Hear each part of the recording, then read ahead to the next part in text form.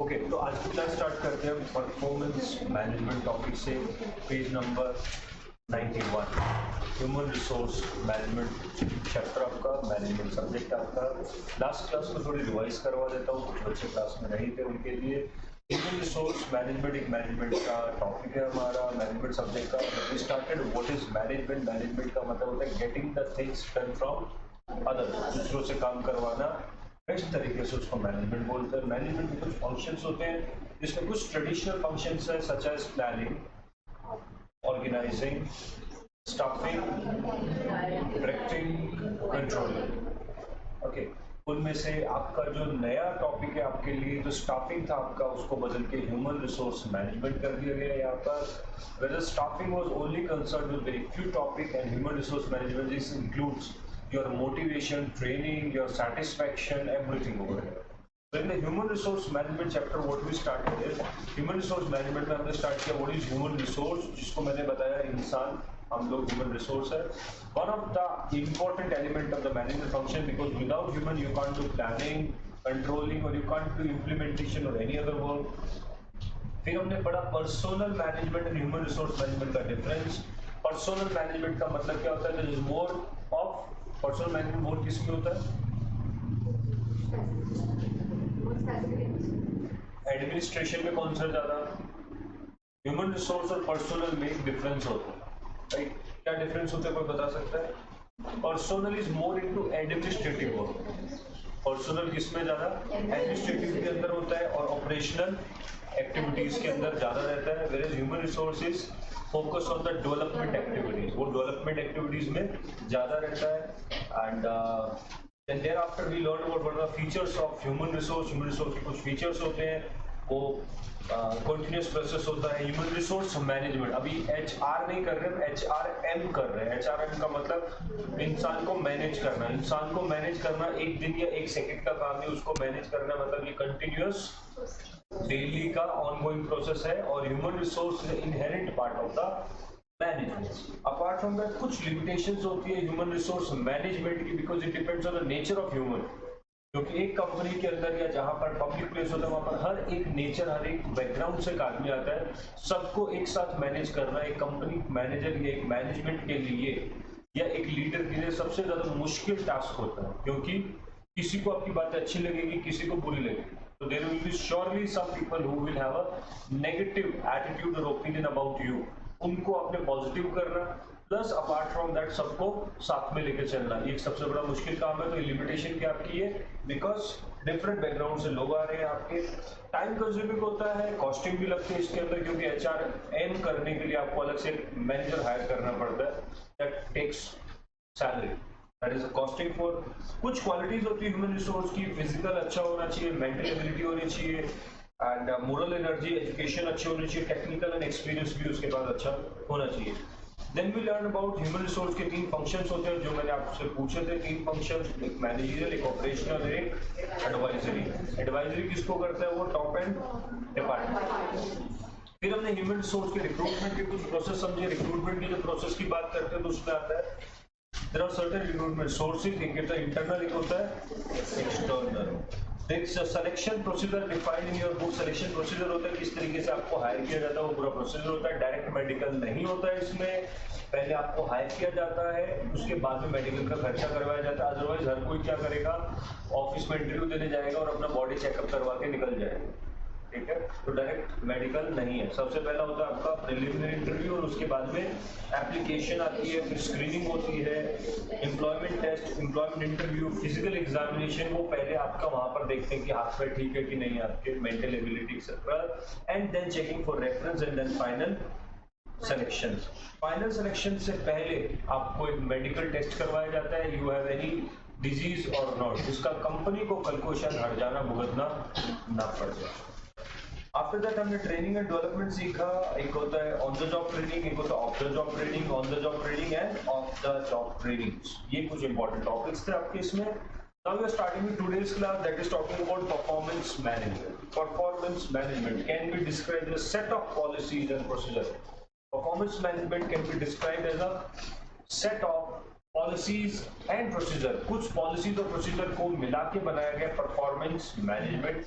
क्यों? To improve the achievement of organisation goal. Sir management का काम ही एक है, कहीं पर भी आता है तो उसका काम क्या है? टू इम्प्रूव द गोल और achievement of organisation. The performance management system has a broader scope than the performance appraisal system. Performance management और performance appraisal तो अलग अलग बात है। परफॉर्मेंस अप्रेजल होता है कि अगर आपने अच्छा काम किया तो आपको हम रिवॉर्ड देंगे, whereas performance management is more into policies and procedure. Performance appraisal is basically reward देने को परफॉर्मेंस अप्रेजल बोला जाता है, which is focused on whether the business objectives are valid, aligned both internally and externally with the business units and markets. As a component of performance management, performance appraisal is a process of assessing how well employees are doing with their job. आप नौकरी में कैसा perform कर रहे हो उसको क्या बोला जाता है? Performance management. There are 5 reasons for appraising the performance. 5 reason की वजह से किया जाता है। एक तो आपका बिहेवियर, क्यों? आपके बिहेवियर को बदलने के लिए। फॉर एग्जाम्पल, जैसे अभी मैं रिसेंट एग्जांपल लेता हूँ, जैसे आपको कुछ बच्चों को क्लास से बाहर निकाला तो आप श्योरली आप दोबारा से ढंग से पढ़ाई करके आओगे कि आपका बिहेवियर में बदलाव आया है ना। एक दो बच्चे, एक ऐसा बच्चा जिसने बुक खोली हुई थी बीच में से, ठीक है, तो बदलाव आएगा, नेक्स्ट टाइम वो बच्चा नहीं खोलेगा। अगर आपने अच्छा किया और अगर मैं आपको कहता हूँ कि good, you have done nice, that means it is appraising to you. अगर आप इसको पॉजिटिव लेते हो तो आप और अच्छा करना चाहोगे, you want to maintain that status. अगर आपको कंपनी में अच्छा परफॉर्म किया आपने, उसकी वजह से आपको कुछ मॉनेटरी रिवॉर्ड मिला, सैलरी 20,000 से आपकी 22 कर दी गई, तो 24 के लालच में आप और अच्छा करोगे। वी आर ह्यूमन, ठीक है। तो to mould the employees behaviour in order to comply with company's norms, आपको ये किया जाता है। जैसे कुछ अवार्ड्स होते हैं आपके, बेस्ट ड्रेस, पंचुअलिटी के अवार्ड्स, कंपनीज में ये अवार्ड्स दिए जाते हैं अप्रेजल के कि पंचुअल है, बेस्ट ड्रेस है, हार्ड वर्किंग है, टोटल टाइमिंग है, लीस्ट हॉलीडेज है ना, क्लीनी है, बिहेवियर है, ओके, एंड एक्सेट्रा अवार्ड। ये होते हैं एक्स्ट्रा वाले, एक होते हैं काम के अवार्ड। तो ये अवार्ड क्या होते हैं? Performance award. जैसे आप डोमिनोज वगैरह में जाते हो तो वहां पर फोटो लगे होते हैं, किसी ने देखा कभी डोमिनोज में बाहर एक नोटिस बोर्ड में फोटो लगी हुई होती है, star of the month, behaviour of the month, cleaning of the month, etcetera. What are those? वो है क्या? बेसिकली उनके कोई मॉनेटरी रिवॉर्ड नहीं है, ये बेसिकली उनको एक स्टेटस देने के लिए कि सो दैट वो नेक्स्ट टाइम और इसको मेंटेन करना चाहे, ठीक है, ओके। देन इसके बाद में कुछ और होते हैं, जैसे improve the consistency between employees action and corporate goals.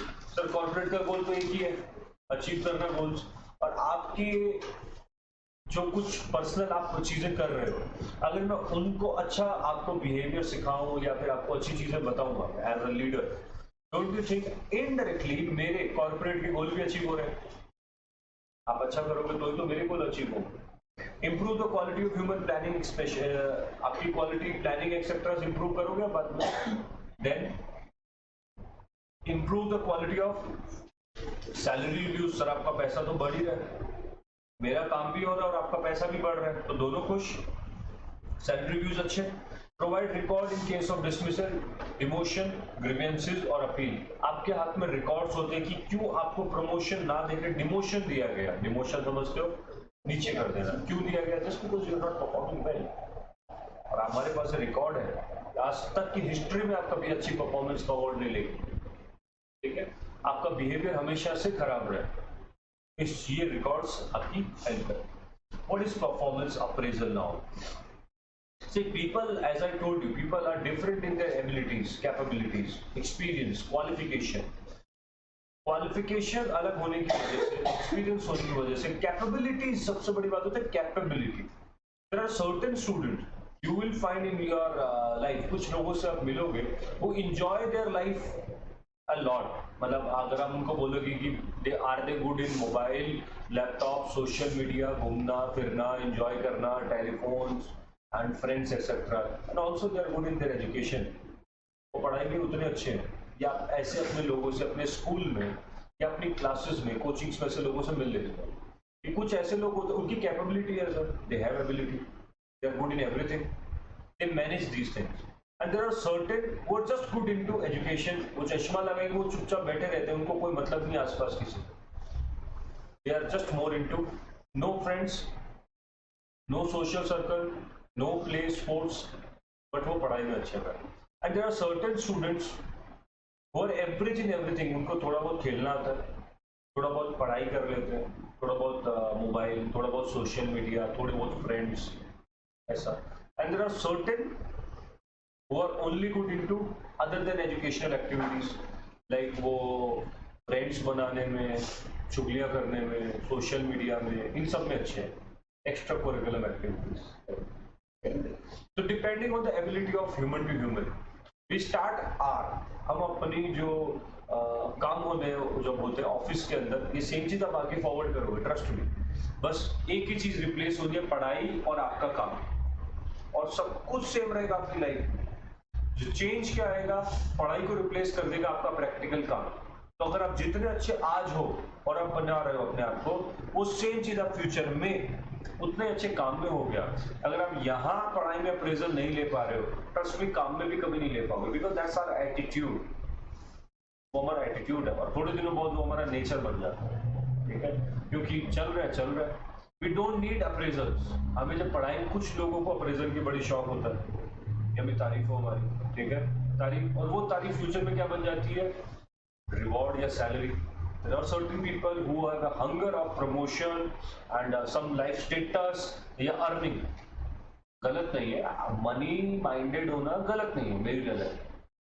दूसरों को पैसा खाना गलत है, अपनी मेहनत से कमाना गलत नहीं. आप अपनी कैपेबिलिटीज, अपनी एबिलिटीज से अर्न करना चाहते हो, that is nothing wrong. Okay, so change क्या होने वाला है आज आप में और एक कॉर्पोरेट लाइफ वाले में? जस्ट पढ़ाई को हटके सोशल मीडिया वही, दोस्त वही, आप वही, चिट चैटिंग वही, मोबाइल वही, सब कुछ वही रहेगा. खाली आपकी पढ़ाई बंद हो जाएगी, प्रैक्टिकल लाइफ स्टार्ट हो जाएगी. You can find a difference. कितना अच्छा आप करोगे उस टाइम पे, अगर हम अभी चेंज नहीं होंगे तो. किस चीज पे अप्रेजल मिलता है आपको? आपकी कैपेबिलिटीज पे. तो सर जो मैंने आपको 4-5 टाइप के बच्चों के एग्जाम्पल दी, वो क्यों दिए?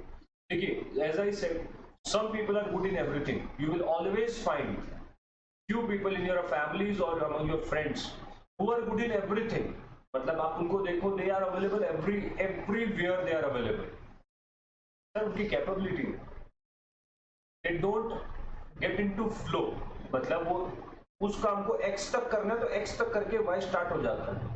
And there are certain people वो x को स्टार्ट करते हैं और x को इतना लंबा खींचते हैं. x मतलब some pleasure activity, है ना. वो उसको इतना लंबा खींचते हैं कि उसके बाद में एक तो ओवर टाइम, फिर उसके बाद में जो एक्चुअल काम करना होता है उसके लिए समय कम बचता है. पढ़ाई या आपका प्रैक्टिकल ऑफिस का काम, उसके लिए समय कम बचता है, तो वो एक लेस एफिशिएंसी के साथ होता है. करना तो पड़ेगा, लेस एफिशिएंसी. एंड प्लस वो टाइम पे आपको पुरानी चीजें याद आ रही होती है. मतलब आफ्टर पार्टी, समझ सकते हो आप क्या कह रहे हो? उस टाइम पे वो चीजें याद आ रही है, तो वो एफिशिएंसी उसमें 100% नहीं है. But there are certain people who have capability. उनकी एबिलिटी ऐसी है कि वो जो काम कर रहे हैं वो उसमें इतने में खत्म, अब अगला काम शुरू करेंगे तो उसको 100% अपना देंगे. तो you have to be into this category, not in the X category. ठीक है, तो परफॉर्मेंस अप्रेजल किसको मिलेगा? Who is good in everything. मैं ये नहीं कहूंगा खाली पढ़ाई वाले को मिलेगा, nothing like that. You have to be good in everything. Everything मतलब आपका सोशल भी अच्छा होना चाहिए, नेटवर्किंग भी अच्छी होनी चाहिए. And you should listen more and keep quiet. याद रखना सर की ये बात लाइफ टाइम, अगर जिनको जॉब कर रहे हो, those who want to do job, एक लाइन पे आप ज्यादा ध्यान दीजिएगा. कॉर्पोरेट लाइफ का पहला रूल और आखिरी rule, listen more and keep quiet. Success अपने आप आएगी, इसके साथ साथ अपनी मेहनत जरूर रखें. ठीक है, let the success makes the sound. अपने आप को हाईलाइट मत करो, खुद को आने दो. ठीक है, तो एबिलिटीज के हिसाब से आपको अप्रेजल मिलता है. आपकी कितनी अच्छी एबिलिटी है, हर किसी की अलग होती है. So that's the reason. Not everyone is boss in the company. There is only one boss, one leader and 1000 employees. So you have to see yourself, you are in which category. जैसे हम generally क्या करते हैं, sir हम सभी तो यही कर रहे हैं. समझ आया? सर सब लोग ही तो ऐसा कर रहे हैं ना, तो मैं भी ऐसा करूंगी या करूंगा. ठीक है, ठीक है ना. वही तो बात है ना कि एक बॉस होता है, वो डिफरेंट होता है, the one is different and that's why that person is boss. And ये जो सब इकट्ठे एक जैसे वाले ये कौन है, ये एम्प्लॉइज है। तो परफॉर्मेंस अप्रेजल देखेंगे अगर, it is necessary to management to know these differences so that the employees having better abilities may be rewarded and the wrong placement of employee may be rectified through the transfer। समझ आया? जिनमें better abilities है वो तो reward, और जो गलत है वो या तो demotion या transfer। Individual employee may also like to know the level of his performance in the comparison to his fellow employees so that he may improve upon it। Thus there's a great need to have a suitable performance appraisal system to measure the relative merit of each employee। The basic purpose of performance appraisal is to facilitate the orderly determination of the employee's worth। क्यों होता है ये? Sir time to time उनकी worth को हम check कर सकें, time to time उनकी वर्थ को हम चेक कर सकें, बेसिक रीजन ये है आपका। And performance appraisal goes by various names such as performance evaluation, performance rating, merit evaluation, etc. Clear? कई नाम होते हैं इसके। ओके, फोर्थ लाइन में जॉर्डन ने एक स्टेटमेंट दी, performance appraisal includes all formal procedure used to evaluate personalities and contribution and a potential of the group member in a working organisation. मतलब क्या हुआ इसका, एक स्टेटमेंट आई योर्डन की तरफ से, उन्होंने क्या कहा, परफॉर्मेंस अप्रेजल जो होता है फॉर्मल प्रोसीजर होता है, ऑफिशियल है तो फॉर्मल तो होना ही है, एक फॉर्मल प्रोसेस होता है। एंड क्या करते हो उस फॉर्मल प्रोसेस में, आप इवैल्यूएट करते हो लोगों को, पर्सनालिटीज मतलब लोगों को इवैल्यूएट करते हो किस चीज के बेसिस पे, उनका कंट्रीब्यूशन एंड उनका पोटेंशियल, उनकी कंट्रीब्यूशन को, उनके पोटेंशियल को आप क्या करते हो, इवैल्यूएट करते हो, एंड दैट इज परफॉर्मेंस। क्या फायदे होते हैं अपने ऊपर लेके समझो आप, परफॉर्मेंस अप्रेजल का क्या फायदा है। सपोज आप एक ऑफिस में काम कर रहे हो, आपने अच्छा काम किया, तब भी आपको प्रमोशन नहीं मिला, और सबको जितना मिला उतना ही आपको मिला, सबको 2000 रुपये सबका बढ़ा दिया और आपका भी 2000 रुपये बढ़ा दिया। हाँ, आर दे डूइंग, क्या गलत कर रहे हैं वो लोग? आपने 50 यूनिट्स बनाई, मैंने 20 यूनिट्स बनाई, हम दोनों को एक ही तरीके का रिवॉर्ड मिला, क्या गलती है? वो नेक्स्ट टाइम 30 और नहीं बनाएगा, काटा जिसका मेरा है ना, एंड प्लस वो 20 वाला नेक्स्ट टाइम 10 बनाएगा, तो ये मेरा 50 वाला भी 10 पे आएगा, है ना। तो क्या मैं अपने एम्प्लॉइज की एबिलिटीज को, अपनी यूटिलाइजेशन खत्म हो रहा है, यूटिलाइजेशन, और अगर मैं उसको रिवॉर्ड देता हूँ 20 और 50 वाले को, तो शायद 20 वाला ट्राई कर सकता है कि वो 30 या 40 तक पहुंचे, कुछ ऐसा हो सकता है ना। तो परफॉर्मेंस अप्रेजल एडवांटेज क्या है, सबसे पहला, helps the supervisor to evaluate the performance of the employees systematically and periodically। दूसरा, आपको रेटिंग देने में सहायता हेल्प होती है, 5 star, star performer, 4 star performer, best employee award goes to etcetera. ये सबसे बेस्ट चीज, बेस्ट डिपार्टमेंट किसको मिलता है, बेस्ट ग्रीवेंसेस किस डिपार्टमेंट ने सबसे ज्यादा सॉल्व किए हैं, इस टाइप के अवार्ड्स होते हैं आजकल कंपनीज में। Performance rating helps in guiding and improving the performance of employees. Supervisor may use the result of rating for the purpose of constructive guiding the employee. और कुछ लोगों को शायद समझाने के लिए भी फायदा आ सकता है कि आप गलती कहाँ कर रहे हो, परफॉर्मेंस अप्रेजल से पता चल सकता है हम गलती कहाँ कर रहे हो। The ability of the staff members is recognised. क्या उस आदमी की एबिलिटी को अपने रिकॉग्नाइज करोगे अगर परफॉर्मेंस अप्रेजल सिस्टम ही नहीं है, मतलब सब लोग मिलके काम कर रहे हैं, बस करते जा रहे हैं, किसने क्या बनाया किसी को नहीं पता। टोटल 50 यूनिट्स बनी 5 लोगों में, हमें क्या लगेगा सबने 10-10 बनाए, बट एक आदमी ने 40 बनाई, बाकी सबने 2-2, 3-3 बनाए। तो क्या परफॉर्मेंस अप्रेजल अलग अलग इवेल्युएट करने में हमें पता चलेगा हु इज बेटर, है ना। तो फायदा क्या मिलता है आपको, आपको एबिलिटी जानने को मिलती है अपने एम्प्लॉइज की, will get to know the ability of your employee. ठीक है, एग्जाम्पल साथ साथ में जो जी बताता जा रहा हूं मैं, whatever language you are writing, लिखते जरूर रहिएगा। Performance appraisal can be used as a basis of the sound personal policy personal policy in relation to the transfer. अच्छा, कल को आपको पॉलिसी बनानी है कि उस आदमी को रिवॉर्ड मिलेगा जिसने एक्स अमाउंट ऑफ यूनिट्स बनाए, तो क्या आपके पास डेटा अवेलेबल है कि कितनी यूनिट्स बन सकती है? एक बेंचमार्क है 50 का, समझ आया? ये बेंचमार्क ऑफ 50 यूनिट्स, तो क्या आपको अप्रेजल देने का एक फायदा, एक बेसिस मिल गया कि इतने यूनिट्स बनाने पर अप्रेजल मिलेगा। तो basis of sound personal policy in relation to transfer promotion, transfer भी उस बेसिस पे कर सकते हो। You are not doing well, head office से आपको ट्रांसफर करके ब्रांच में भी अच्छा नहीं तो रूरल एरिया में, ऐसे तो करते हैं ना गवर्नमेंट जॉब में। अगर पुलिस हो, आप अच्छा काम कर रहे हो तो आपको अच्छा केस मिलता है, थोड़े टफ केसेस मिलते हैं आपको। आप नहीं कर रहे हो अच्छा काम तो आपको प्रमोशन नहीं मिलता और जिंदगी भर हवलदार रह के भी रिटायर हो सकते हो, पॉसिबिलिटीज है ना। और शायद आपको अच्छी ब्रांचेस ना मिले, बट अगर आप बहुत अच्छा कर रहे हो तो आपको शायद सीबीआई, एनफोर्समेंट या किसी अच्छी जगह पर पोस्टिंग करवा दी जाए जहां पर और ज्यादा सेंसिटिव होता है काम करना। Ratings can be used to evaluate the effectiveness of training programmes.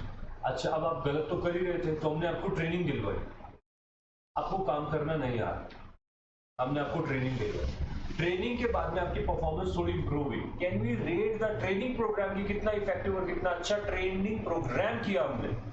हो सकता है जैसे for example I taught you, उसके बाद में मैंने आपके टेस्ट लिए, टेस्ट लेके मैंने देखा कि कितना ढंग से पढ़ाया गया या कितना नहीं पढ़ाया गया, कितना समझ आया कितना नहीं आया, या टेस्ट से पता चल सकता है। आईसीएसआई आपको मॉड्यूल देता है, वो देके फिर एग्जाम लेता है, एग्जाम लेके आपको पास या फेल करता है। पास मैंने आप ट्रेनिंग में पास हुए या ट्रेनिंग में फेल हुए। क्या देखना चाह रहा हूँ basically, how learn you are, training programme कितना इफेक्टिव था या कितना इफेक्टिव नहीं। ठीक है। Performance appraisal involves provides an incentive to the employee and as their monitoring incentives भी मिल सकता है उनको, काम अच्छा करने पर पैसा भी मिलेगा। Systematic appraisal prevents grievances, is that सो? अगर अप्रेजल सही समय पर सही आदमी को उसकी परफॉर्मेंस के अकॉर्डिंग मिलता है तो उसको मन में बुरा क्यों लगेगा? नहीं समझ आया? अगर आपको समय पर मैं रिवॉर्ड दे दूं तो क्या आपको ग्रीवेंसेस होंगे? ग्रीवेंसेस मतलब आपत्ति, कोई प्रॉब्लम होगी? नहीं होगी। तो अगर नहीं होगी तो ग्रीवेंसेस कम हो जाएंगे। बट अगर मैंने आपकी परफॉर्मेंस को रिकॉग्नाइज नहीं किया सही टाइम पे तो सर्टेनली आपको उस चीज से प्रॉब्लम होगी कि मैंने इतना अच्छा काम किया और बॉस ने मुझे अप्रेज तक नहीं किया मीटिंग के अंदर, हो सकता नहीं। तो सिस्टमेटिक अगर आपका अप्रेजल सिस्टम है तो आपकी ग्रीवेंसेस सर्टेनली कम हो।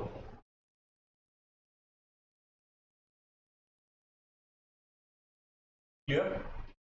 तो परफॉर्मेंस अप्रेजल का फायदा एम्प्लॉइज को ही है खाली या मैनेजमेंट को भी? Both have a benefit. It is a general tendency to know what others feels about us. हमें ना जानने की उत्सुकता रहती है कि दूसरे हमारे बारे में क्या जानते हैं, सोचना चाहते हैं। तो ऐसा है, ये सही है या गलत है? कोई इस बात से एग्री होता है?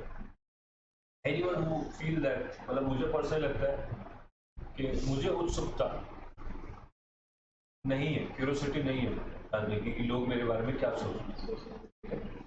तो ऐसा कोई और भी है? किसी को लगता है कि ये ऐसा होता है या नहीं होता है, that we have a tendency to know what others are feeling about us, is that so? Do we have a tendency दूसरे हमारे बारे में क्या सोचते हैं, या हमें मतलब ही उसी चीज से, इज दैट सो? कौन कौन है नहीं वाले में? 1 2 3 1 2 3। फेसबुक है, Instagram. Do you post a photo over there? So वो एक हॉबी टाइप से भी ये है कि वो क्या सोचते हैं हमारे बारे में। और Do you feel good when you get more likes? हाँ, but I don't feel bad when I get response. Do you feel that likes आने चाहिए थे? नहीं, तो अच्छा लगता है, मेरी आईडी नहीं आएगा। तो जनरल टेंडेंसी क्या है हमारी फोटो पोस्ट करते वक्त? More the likes, what are people liking about are general है, शायद एक्सेप्शंस हो सकती है। आप लोग शायद लगता हो कि हम तो फेसबुक अपने लिए सब कुछ हाइड किया हुआ है, ओनली मी। हो सकता है, ओनली मी समझे मैं क्या कह रहा हूँ, उसमें नीचे ऑप्शन होता है। तो अगर आपको लोगों से जानने की उत्सुकता नहीं है या लोगों को दिखाने की उत्सुकता नहीं है, आप उसमें ऑप्शन में ओनली मी करके रखेंगे, ठीक है। तो और जो लोगों को आपको नहीं दिखाना, आप उसमें ओनली मी करते हो फ्रेंड लिस्ट में। जो भी आप लोग कह रहे हो कि हमें लोगों से लेना देना नहीं है, मैं उनके लिए बता रहा हूँ, आप उन्हीं के अकाउंट आप ही आज ही चेक कीजिएगा, उनके फ्रेंड लिस्ट होती है हाइड, ठीक है, only me, right. And photo होती है पब्लिक, कोई तो देख लो, ठीक है, राइट। सो ये उत्सुकता नहीं तो और क्या। व्हाट डू वी डू, ये क्या हम लोगों के ओपिनियन जानने के लिए ही फोटो पोस्ट करते हैं वहां पर कि कैसा मैं कैसा लग रहा हूँ, या ओपिनियन भाड़ में जाए बस तारीफ कर दो, नीचे लिख दो यू वेरी नाइस, या etcetera words, and we might not check that, हम शायद उन चीजों को देखे भी ना, बट हाँ हमें more the likes and we are very अच्छा है, कुछ अच्छा है, more the likes, more the comments. So what is this? It is basically a human tendency to know more. अगर हमें पसंद ही नहीं है लोगों के ओपिनियन, तो हम हैं ही क्यों सोशल मीडिया पे? किसके लिए? अपने लिए? जो टेंडेंसी जिनको नहीं है, तो why are you on social media? Sir opinion देना तो होता है, उस पे ओपिनियन देने के, तो only me, हाँ ठीक है। क्यों है हम सोशल, क्यों हमने हमारी फोटो लगाई हुई है? अगर हमें लोगों को हमारे अपने आप को दिखाना ही नहीं है, क्यों हमने फोटो लगाई हुई है? कल को आपको अवार्ड मिलेगा, मान लो आप रैंक ले आते, आपको अच्छी सी ट्रॉफी मिलती है या सब कुछ, तो क्या आप उस फोटो को डालना चाहेंगे? क्यों? क्यों? लोगों को दिखाने। हम पार्टी में जाते हैं, ठीक है, तो ये नॉर्मल कैजुअल ड्रेस पहन के क्यों नहीं जाते? किसके लिए हम रेडी होके जाते हैं? लोगों को दिखाने के लिए। अगर आप नहीं जाते तो नाइट सूट में हम पार्टी में क्यों नहीं जाते? जा सकते हैं ना। एक अच्छे कपड़े होते हैं, वो भी हमारी बॉडी कवर्ड होती है, वही, और उसी में ही हमारी पार्टी में भी कवर्ड होती है। Why on the marriage we wear nice clothes? क्यों? Just because we are centre of attraction. वो दिन हमें लोग देखते हैं, लोगों का ओपिनियन हमारे बारे में होता है कुछ। So we are human. मैं तो कह रहा हूँ इस जनरल वर्ड को हटा के ऑलमोस्ट 100% होना चाहिए कि we have a habit to know about the opinion of people. That's we call appraisal. लोग हमारे बारे में क्या सोचते हैं, हमें उसको जानने की उत्सुकता रहती है हमेशा। एज अ ह्यूमन जनरली सबको ये चीज रहती है, and that's the reason we are, most of the people who use iPhone, they don't use for themselves. तो शो ऑफ ये शो ऑफ वर्ड, शो किसको है? अपने आप को, दूसरों को है ना। सर बट कुछ लोग यूजर इंटरफेस के लिए भी करते हैं। कुछ लोग यूजर इंटरफेस के लिए भी करते हैं, उस यूजर मतलब फंक्शंस के लिए। सैमसंग कभी सुना अपने नाम? MI सुना ना? एंड्रॉइड और iOS की यूजर इंटरफेस अलग। सैमसंग कंपनी के ऊपर आईफोन ने केस किया कॉपी करने, 100% कॉपी करने का, 100% कॉपी, ठीक है। तो अगर यूजर इंटरफेस सेम नहीं होता तो केस क्यों करते? और 400,000 डॉलर्स का हर्जाना क्यों भुगतते? चलो वो भी एक चीज है। हमें एक्चुअली क्या होता है, हम एक्सेप्ट करने में भी बड़ी आपत्ति, एक समय लगता है कई बार, ठीक है। So generally, not always, why do we wear good clothes, why do we wear क्या जगह के हिसाब से कपड़े पहनते हैं, ये तो मानते हो ना? क्यों फिर ये क्यों है फिर? व्हाई? लोगों के लिए होता है कि नहीं, है ना? We can travel in the bus also, most of the people don't travel. एक तो टाइम थोड़ा सा कंफर्टेबल नहीं होती, बट कहीं ना कहीं गंदा भी लगता है। बहुत सारी चीजें एक्सेप्ट समय आएगा तो कर लेंगे। It is a general tendency to know what others feel about it. ये जनरल टेंडेंसी होती है, जनरल मतलब कुछ एक्सेप्शंस हो सकती है बट जनरली होता है ऐसा। But we seldom like criticism, but हमें क्रिटिसिज्म की दिक्कत है। जैसे अभी भी मैं बता रहा हूँ कि शॉप है या फिर हम लोगों का ओपिनियन लेना चाहते हैं बट हम वो चीज एक्सेप्ट ही नहीं करते। हम क्या कहते हैं, I don't care about others. कुछ चीजें हैं, दैट्स एटीट्यूड कि मुझे लोगों से फर्क नहीं पड़ता, बट वो कहने की बात है। फर्क पड़ता है, फर्क पड़ता है। कितना भी करो, जो कहता ना नहीं पड़ता उसको सबसे ज्यादा पड़ता है। ठीक है, सो हमें क्रिटिसिज्म नहीं देखना पसंद है। Objective appraisal is to drive the point to the appraisee without inviting his resentment और his drawing back into the shell और टेकिंग अ डिफेंसिव एटीट्यूड। मतलब अप्रेजल का मतलब क्या होता है कि आपको मैं अपने आधार पे खुद चुनूंगा, खुद आपको मैं पॉइंट्स दूंगा, खुद आपकी रेटिंग करूंगा, आपकी इच्छा के विपरीत, आपकी इच्छा के विरुद्ध, आपकी इच्छा जाने बिना, मेरी मर्जी से, विद माय ओन विश, अपनी मर्जी से अपने रेटिंग्स पॉइंट्स पे मैं आपको रेट कर दूंगा और मैं आपकी इच्छा का ध्यान नहीं रखूंगा उस वक्त। ये होता है परफॉर्मेंस अप्रेजल। समझ आ गया?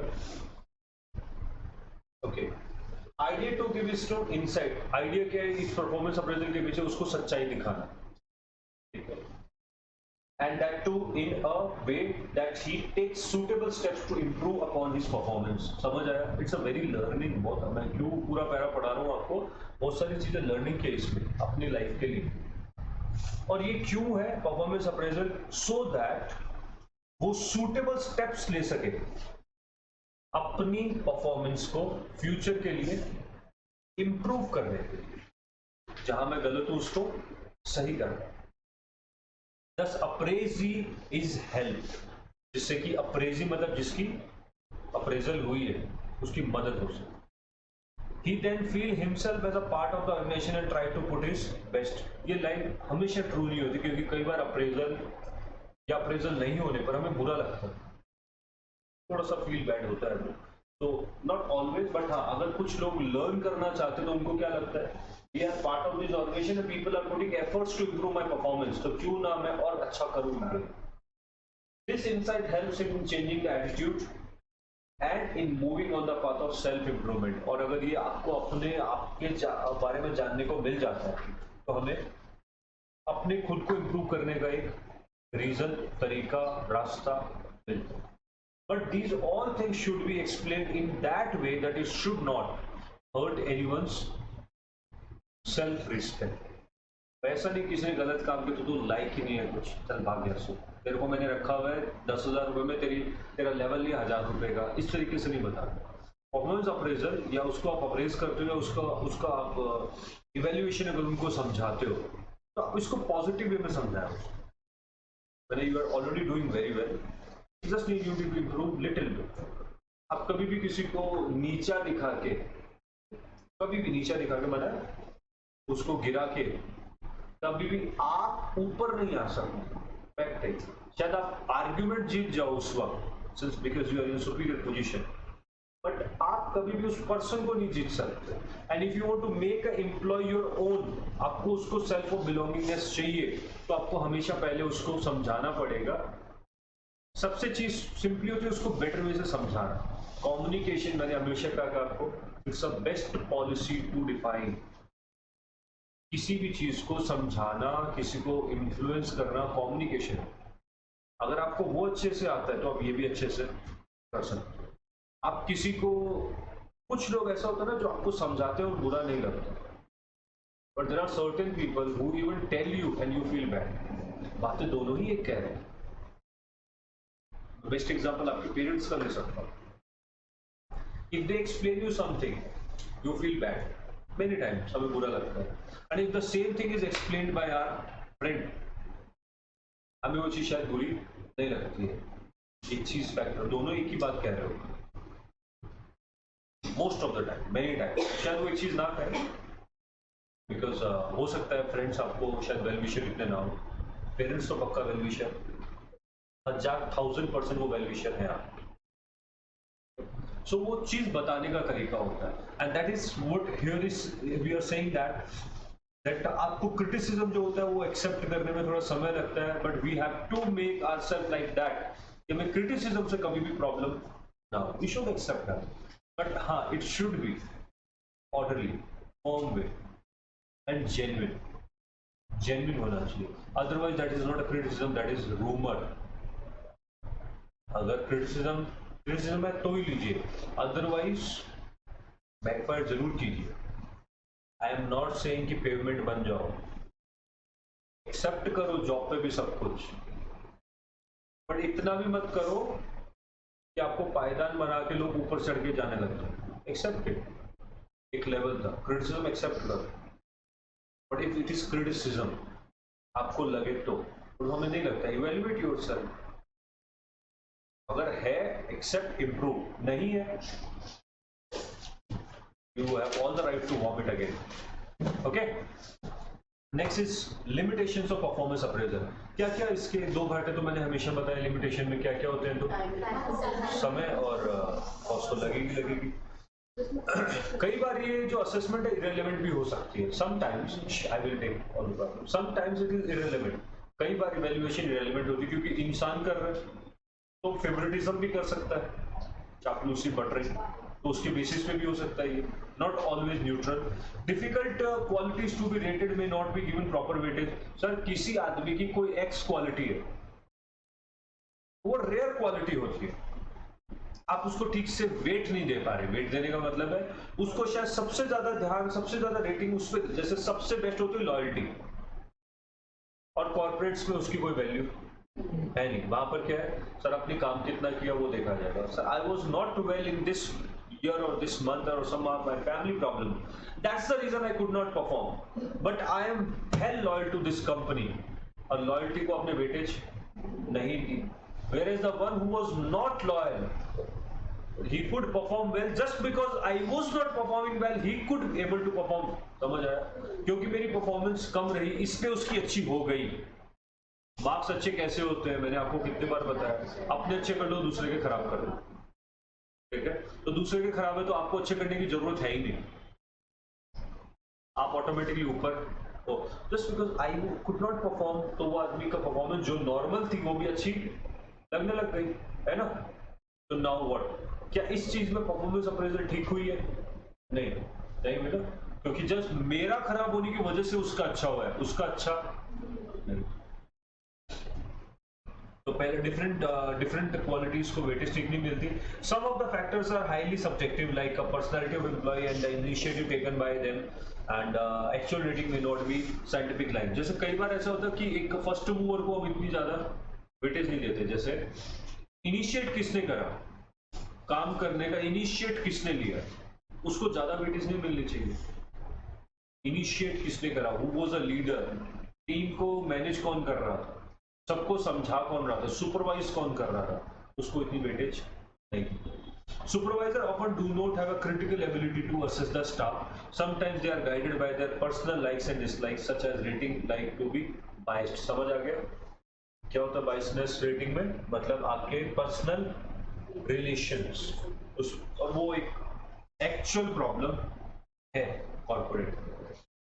मेथड्स ऑफ अप्रेजल, दो तरीके के मेथड्स होते हैं एग्जाम के लिए इंपॉर्टेंट, ट्रेडिशनल मेथड है मॉडर्न मेथड। ट्रेडिशनल मेथड जो आपके अप्रेजल के होते हैं, सबसे पहला उसके अंदर मेथड है अनस्ट्रक्चर्ड अप्रेजल। अनस्ट्रक्चर्ड जैसे नाम सजेस्ट कर रहा है, क्या होता है ये, जिसको मन में आया जैसे करना है वैसे करो। तुमने अच्छा काम किया, वो पहले नहीं होता था राजा को अच्छा लग जाता था कुछ भी ले मोतियों का हार ले जाए, है ना, वो था अनस्ट्रक्चर्ड। मतलब कुछ सिस्टम ही नहीं है, कोई सिस्टम नहीं। मुझे मेरा आई फेल्ट गुड, मुझे अच्छा लगा, मैं बॉस हूं, जा तेरा प्रमोशन हो गया। लाला फॉर्म में क्या होता था, लाला फॉर्म यही होती है, लाला जी की चापलूसी कर दो आप, अच्छा लग गया किसी को, एंड काम करो ना करो आपको चाबियां मिल जाती, ये होता।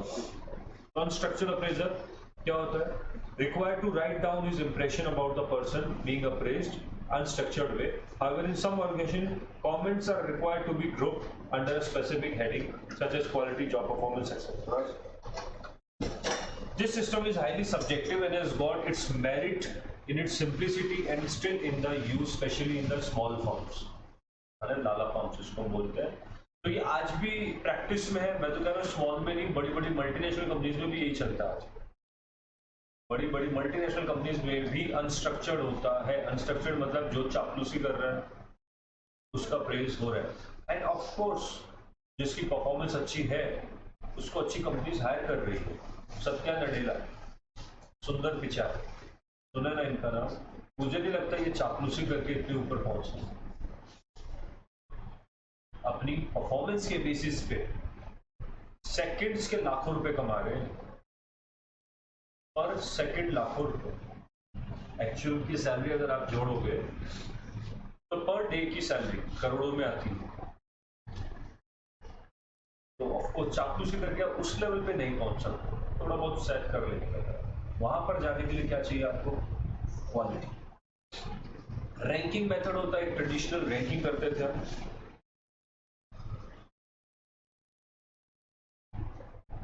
The appraisal consists of ranking of employees as are less efficient by interpersonal comparison of overall quality। जैसे आपके भी नहीं होता था पहला, first, second, third, fourth school में या पढ़ाई में होता था, ये फर्स्ट स्टूडेंट है, सेकंड है, ये थर्ड है। जैसे आपके टेस्ट होते थे हम बताते हैं पहला किस, फर्स्ट मार्क किस, टॉप मार्क्स किसके हैं, फोर्थ। इस तरीके से हम रैंकिंग कर रहे हैं। ये बेसिकली क्या किया जा रहा है, जब हम अनाउंस करते हैं कि सबसे हाईएस्ट मार्क्स मिस्टर एक्स के हैं, what are we doing? Are we praising in front of everyone to that student indirectly? अच्छा तो लगता ही एक बार के लिए तो लगेगा। This method may be conveniently adopted by the number of if the number of employees are small and work performance is measurable।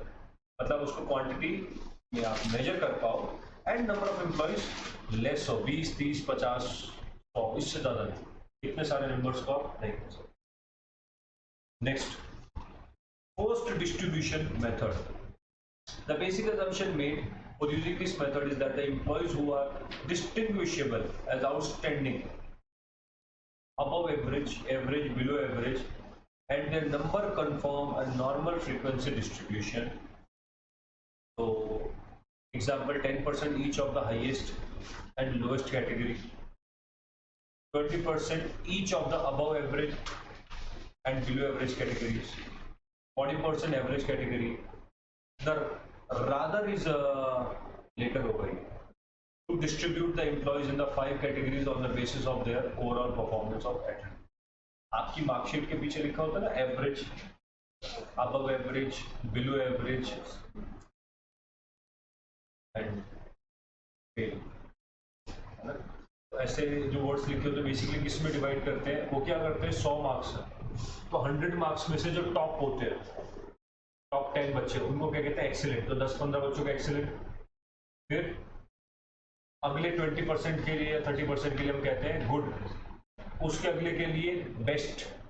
तो 10, 20, 30, 60 हो गया। लास्ट के 40 बचे, उन 40 में से हम बचे हुए 30 के लिए बोल देते हैं एवरेज, और लास्ट के 10 के लिए बिलो एवरेज, और उसके बाद कोई भी है तो वो फेल। इस तरीके से डिवाइड करते हैं मार्कशीट में। ये होता है rather than giving one person one place, एक आदमी को एक प्लेस देने के बजाय क्यों ना हम कुछ लोगों को एक कैटेगरी में बांट देते हैं, जिससे कि बहुत सारे लोगों को एक साथ अप्रेजल आ सकती है, नहीं तो एक अकेले को ही आती है। Next, graphic rating scale. Graphic rating scale आपका होता है 1, 2, 3, 4, 5 में आप उसको रेट करते हो। बेसिकली ना आप अपनी सेल्स को, टर्नओवर को डिफाइन करने के लिए करते हो, month wise, year wise, etcetera में। देखा कभी ऐसा? Sale, turnover, profit margin, share prices, इनको आप ग्राफिकली रेट करते हो ऊपर नीचे, ये ऐसे, वो होता है graphic rating scale. Checklist. Checklist होता है कि आपको, आप कभी अगर अच्छे मॉल में एक्सेट्रा में जाते हो तो आप वॉशरूम जाएंगे तो वॉशरूम में ना पीछे एक शीट लगी हुई होती है पेपर की, ठीक है? वो शीट पे लिखा होता है, टिक किए हुए होते हैं पेन से, cleanliness, floor cleaning, washroom cleaning, toilet cleaning, soap available है और water available, etcetera etcetera, lightning etcetera, उस पर टिक किए हुए होते हैं। वो सब क्या होता है बेसिकली पता है? पूरे दिन की परफॉर्मेंस को आपको चेक किया जाता है कि क्या आज मॉर्निंग का वॉशिंग हुई, आफ्टरनून की हुई, फ्लोर क्लीन हुआ, या कूड़ा पड़ा था, डस्टबिन क्लीन हुए, ऐसा ना टिक किए हुए होते हैं। चेकलिस्ट होती है बनी हुई। उस चेकलिस्ट के बेसिस पे मॉर्निंग में कोई आदमी काम कर रहा है, आफ्टरनून में कोई और, रात को कोई कर रहा है ना। उन चेकलिस्ट के बेसिस पे आपको इवेल्युएट किया जाएगा। किसी के सब टिक है अगर, ठीक है, तो वो बेस्ट है। तो चेकलिस्ट में जैसे आप क्या होता है, आप भी जब काम करोगे या काम करते हो तो आपको एक चेकलिस्ट मिलती है किसी भी चीज की। आप अपने आप को इवेल्युएट भी करते हो कई बार, आप अपने सारे के सारे सब्जेक्ट के नाम लिखें, ठीक है, entrepreneurship, management, ethics, communication, accounts, audit, eco, stats, सारे नाम लिख लिया, बिजनेस मैनेजमेंट, प्रॉपर लॉ। फिर आप चेक करते हो अपने आप को कि ये डन हो गया मेरा, ये डन हो गया, इसमें थ्योरी हो गई, इसमें प्रैक्टिकल, ये प्रैक्टिस का स्कैनर, इसका मैंने सब चेक कर लिया। What are you doing by this checking? आप चेक कर रहे हो कि क्या मैं एग्जाम से पहले हूँ कि नहीं हूँ, किस चीज में मैं कम हूँ, ठीक है, उस चीज में मुझे वर्क करने की जरूरत है। आर यू चेकिंग योरसेल्फ, या यही कोई दूसरा आदमी करता है आपके लिए, तो ये क्या चेक लिस्ट है, किस चीज में आप अच्छे हो, क्या काम आपने अच्छे करे, क्या काम खराब करे। चेक लिस्ट के बेसिस पे आपको परफॉर्मेंस अप्रेज की जाए। Critical incidents method, critical incidents method होता है जैसे फॉर एग्जांपल, क्या आप, आज भी हमारी प्रधानमंत्री थी इंदिरा गांधी, श्रीमती इंदिरा गांधी, हम आज भी उनको याद कर रहे हैं, और भी बहुत रहे बीच में, बहुत रहे जिन्होंने कुछ कुछ काम कर दिया, उन वही लोग याद है। इंदिरा गांधी, क्योंकि वो 1971 की जो वॉर थी हमारे, उस वक्त शी वॉज प्राइम मिनिस्टर। हमारे पीएम श्री नरेंद्र मोदी, वो हमें, हम उनको प्रेज करते हैं most of the time, by because उन्होंने क्रिटिकल टाइम था जब इंडिया का, उस वक्त इंडिया को हाथ में लिया, प्लस हमारे पास जो क्रिटिकल काम थे हमारे कश्मीर, वो उन्होंने छीन लिया नहीं, छीन लिया, ठीक है। एंड उन्होंने जब हमारे क्रिटिकल इंसिडेंट्स, क्रिटिकल सिचुएशन थी कि हम पे कोई हमला करके गया, तो वो क्रिटिकल सिचुएशन को उन्होंने कितना साइलेंटली और आराम से हैंडल किया। कोई शोर नहीं, कोई वर्ल्ड लेवल पे नहीं गए, सीधा गए, रात को घुस के मारा, जो सर्जिकल स्ट्राइक कर दी, एक बार एयर स्ट्राइक करी थी ना, एक कभी रिसेंटली कहां पर मार के आए थे, बालाकोट अभी 2 दिन पहले फिर मारा, ठीक है। What are these incidents, are this critical? एक वो हमारे जो पायलट है अभिनंदन, उनको क्या वो भी क्रिटिकल सिचुएशन था इंडिया के लिए, सर वर्ल्ड लेवल पे इज्जत की बात अभिनंदन की नहीं थी, बात थी इज्जत की।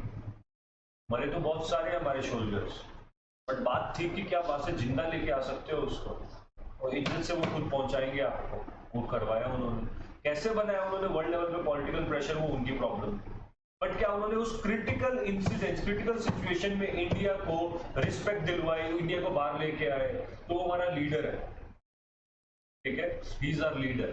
तो क्या क्रिटिकल इंसिडेंट्स मेथड के हिसाब से हम अपने एम्प्लॉइज को, हमारे लीडर्स को, हमारे आसपास के लोगों को क्या हम रेट कर देते हैं? क्या क्रिटिकल, एक तो होता है कि नॉर्मल सर्कमस्टेंस, एक होता है क्रिटिकल में उसने अच्छा किया, नॉर्मल में शायद अच्छा नहीं कर पाए, बट क्रिटिकल टाइम पे वो अच्छा कर देते हैं, तो वो भी हम रेट कर सकते हैं, है ना। फिर आता है field review method. Field review method क्या होता है? Supervisors are interviewed by the expert from the personnel department. The expert question on the supervisor to obtain all the pertinent information on each employee and takes notes in his or their book. Thus, there is no rating form with the factors or degree, but overall ratings are obtained. The workers are usually classified into 3 categories: outstanding, satisfactory, and unsatisfactory. आप भी तो करते हो reviews, websites पे नहीं करते, apps पे नहीं करते, तो 1 to 5 के स्केल पे आप रेटिंग करते हो स्टार्स में, 1 to 5 क्या करते हो आप?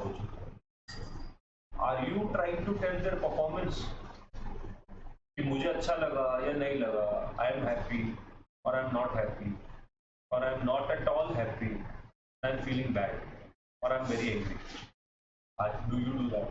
ये क्या है बेसिकली? आप उनको बता रहे हो आपकी परफॉर्मेंस कैसी है, तो वो क्या फील्ड रिव्यू मेथड। दूसरे बाहर से भी आ रहे हैं रिव्यूज, एक तो इंटरनल हो गए, एक बाहर से भी तो रिव्यूज आ रहे हैं, ठीक है।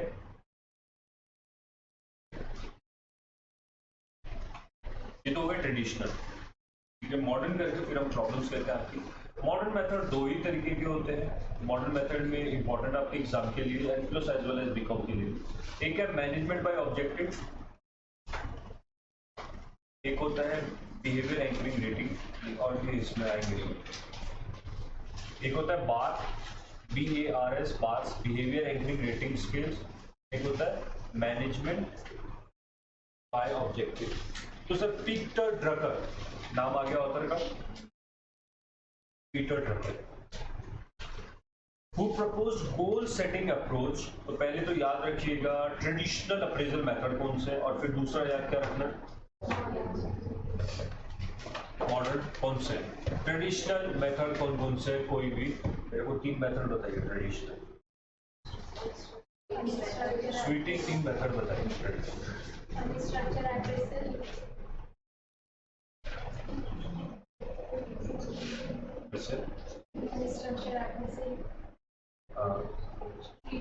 critical incidents, overall rating, rating, और कोई इसके अलावा?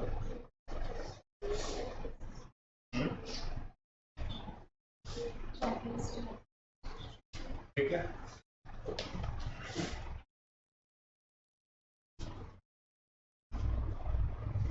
सो हम नेक्स्ट करते हैं हमारा Peter Drucker, management by objectives, MBO बोलते हैं इसको शॉर्ट में, MBO। Peter Drucker who proposed goal setting approach to performance appraisal, which he called management by objective and self-control. This approach was further strengthened by the Douglas McGregor. The Douglas was concerned with the fact that the most traditional appraisal system involved rating and traits of the personal qualities that he felt were highly unreliable. Personal qualities के विषय में, besides the use of such traits, rating produced 2 main difficulties. दो दिक्कतें आ रही थी उसमें। पहला, manager was uncomfortable about using them and restricted making appraisal management, एक तो ये प्रॉब्लम, और दूसरी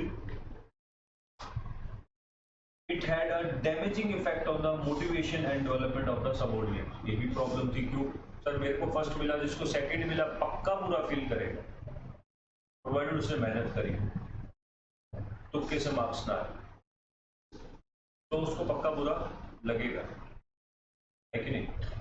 तो जिसने मेहनत करेंगे, डैमेजिंग इफेक्ट होते हैं दूसरों के ऊपर, ये बेस्ट, क्योंकि जेलिस नेचर इंसान है सर, 101% हमारा नेचर कौन सा होता है, जेलिस नेचर है हमारा। ये प्रॉब्लम है हमारे, जेलिसी करने के बजाय गुस्सा करो, मतलब समझ आया, रीस करो। क्या होता है उसका मतलब सर, अपने ऊपर गुस्सा करो, दूसरों पर अपने। इस चीज का why I could not perform well।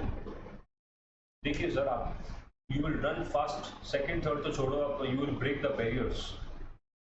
अगर आप अपने ऊपर गुस्सा निकालोगे दूसरों पे निकालने के बजाय, अगर आप जेलिसी की बजाय if you will understand your problems, हमारी अपनी खुद की गलतियां अगर हम सीखना और समझना शुरू करेंगे, we'll start doing well automatically। छोटी सी चीज है, ठीक है।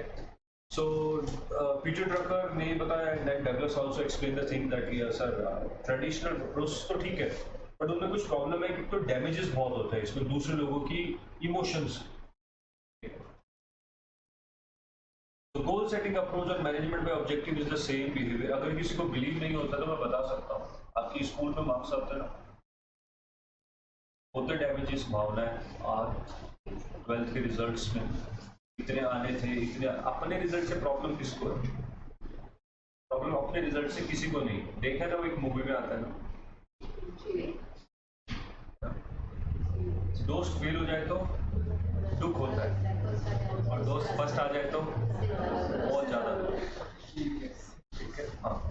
तो प्रॉब्लम वहां नहीं है, प्रॉब्लम यहाँ है, मुझे अपने प्रमोशन या डिमोशन से 1% दिक्कत नहीं, मेरे दोस्त का नहीं हो रहा।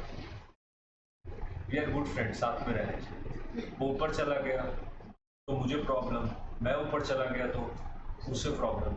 तो ये थोड़ी सी जेलिस नेचर कह लो आप इसे, या पॉजेसिवनेस कह लो वो, क्योंकि वो तो पॉजेसिवनेस कहते हैं रोके, पर रियलिटी इसकी जेलिस नेचर होता है थोड़ा सा, कि दोस्त को अच्छे कॉलेज में एडमिशन मिल गया, ये सारी चीजें फैक्ट्स हैं, ठीक है। जॉब लग गई अच्छी, या जैसे मैं बता रहा हूँ अभी आपको, जैसे आप जो CS का एग्जाम दोगे तो थोड़े समय बाद रिजल्ट्स आएंगे आपको, mainly most of you will clear, तो जो पढ़ रहा है बच्चा पक्का क्लियर तो होगा। रैंक वैंक नहीं कह रहा मैं, याद रखना ये लाइन, कुछ बच्चों की रैंक आई, कुछ बच्चे रो रहे हो, पास है वो, अच्छे मार्क्स है उनके, बट वो मुझे पता क्या आके कहेंगे, I was not expecting these marks, मेरे और अच्छे आने चाहिए। यही होता है 12th में। अपने अच्छे हैं बहुत, प्रॉब्लम पता है वो इनिशियली बड़े खुश होते हैं 80%, पर जब आधा दिन निकल जाता है, रुझान आने शुरू होते हैं दूसरों के मार्क्स, तो फील आता है कि नहीं अपन तो सबसे पीछे रह गए, तो हमें अब बुरा लगना शुरू होता है, फिर रोना स्टार्ट, पेरेंट्स को इमोशनल ब्लैकमेल करना शुरू, कमरा बंद, खाना नहीं खा रहे, ये वो, पेरेंट्स परेशान की फांसी वैसी ना लगा देते मेरा आजकल ये नया भी तो ट्रेंड है ना कि मर जाएंगे, कूद जाएंगे, मरता वरता कोई नहीं, कोई नहीं। इतना अगर बुरा लगता है ना, वो इंसान आगे के लिए काम करता है। तो अभी से ध्यान रखिए, मैं आज ही बता रहा हूँ आपको, आपके पास बहुत अच्छा समय है अभी पढ़ने के लिए, एग्जाम में लगभग 1.5 से 2 महीना आपके पास अभी, अच्छे से अगर पढ़ो तो ये आपके सिचुएशन इससे आप हट सकते हो, रिस्पेक्टेबल मार्क्स आ सकते हो, respectable, and what ever you achieve, जो भी आपको मिले उससे खुश रहना। रीजन भी आपकी परफॉर्मेंस है जो आपको दे रही है। अगर आपको अच्छे चाहिए, आप आज से पढ़ो ना, और पढ़ाई के हालात मैंने दिखाए थे आपको थोड़ी देर पहले, क्लास से पहले अभी जब क्वेश्चन पूछे थे, हाउ कैन यू एक्सपेक्ट कि हमारे अच्छे मार्क्स हैं जब आज एग्जाम से पहले लास्ट क्लास का पढ़ाया हुआ चैप्टर हमें आता नहीं ठीक से, तो हम बेस्ट में कैसे आ सकते हैं? खुद सोचो, बेस्ट में तो वही बच्चा आएगा ना जो आंसर दे रहा है, क्योंकि आप अगर इन 2 महीनों के अंदर अपने आप को, या 1 महीनों में, या नहीं भी करोगे, आप एवरेज ही हो, और जो आदमी ऑलरेडी स्टार्टिंग से पढ़ रहा है वो ऑलरेडी बेस्ट है ना, वो अपने आप को इन 2 महीनों में गुड या एक्सेलेंट कर लेगा, और आप हम कितना कर पाएंगे? Max to max good, best, और वो तो एक्सेलेंट रहेगा। So message to everyone is, जो ऑलरेडी ठीक कर रहा है उसको एक्सेलेंट में आना है, और जो ऑलरेडी गुड है ही नहीं, ट्राई करो एक्सेलेंट की रेस में आने का, अभी टाइम बहुत है। भगवान भरोसे नहीं जाना, तुक्के मारने, टिक मार्क करने, चीटिंग हो जाएगी, ये सब बिल्कुल नहीं होता है। और जो आपको अपने रिजल्ट एक्सपेक्टेड है वो उस भरोसे से कभी नहीं आएगा, भगवान भरोसे या तुक्के या चीटिंग से। रैंक तो कभी नहीं आ सकती, पास शायद मुझे नहीं पता बोलते कि रैंक तो चीटिंग से नहीं आती, ये तो मुझे पता है, रैंक नहीं आती चीटिंग से, ठीक है। तो पढ़ाई हमारे लिए बड़ी इंपॉर्टेंट है, करते रहिए उसको। ओके, तो आया क्यों MBO आया क्यों? बिकॉज ट्रेडिशनल में कुछ कमियां थी। कमी क्या थी? एक तो मोटिवेशन डैमेजेस हो रहा था लोगों का। तो goal setting approach of MBO is the same behaviour approach to subordinates appraisal, actually called as work planning and review.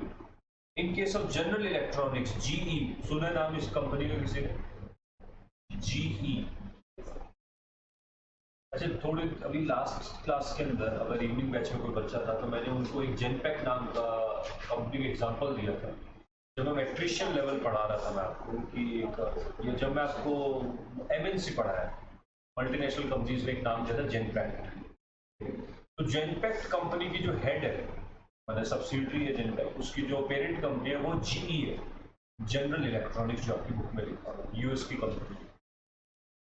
Okay, General Electronics, under this approach, an employee is not appraised by the recognizable traits, but by his performance with respect to agreed goal. तो simply क्या है MBO? Management by objective.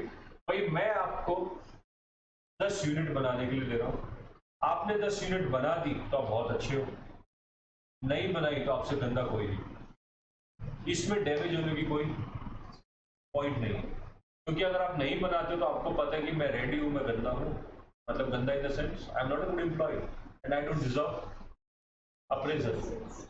अगर मैंने 10 की 10 बना दी,